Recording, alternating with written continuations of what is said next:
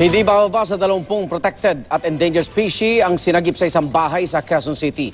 5 taon na pala itong illegal na nag-ooperate bilang mini zoo. Ang maaksyong rescue operation sa report na saksing si Cesar Apolinario.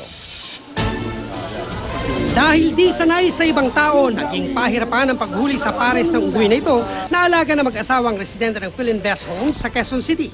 Kaya gumamit na ng tranquilizer ang mga otoridad sa mas malaking unggoy.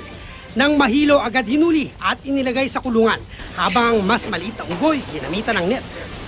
Ginamitan din ng catching net ang pares ng lawin o Brahmini kites na ito, kabilang sa pinoprotektahan dahil endangered na ayon sa DENR o Department of Environment and Natural Resources.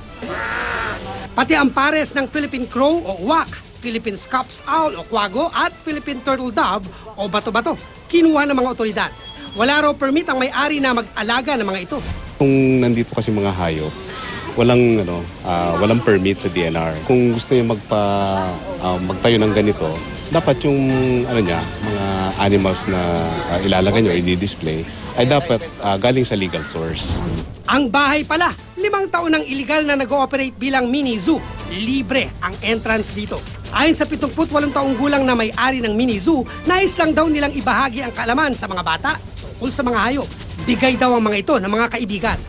Educational sa mga bata pupunta rito, natutuwa. Alam mo, yung mga apo dala-dala. Salamat at sinishare nyo ito sa amin. Kung mamimiss ko yan, wala tayong magagawa.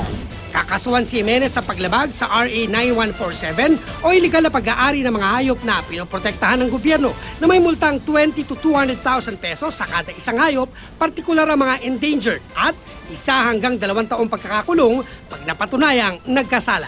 Cesar Apolinario ang inyong saksi.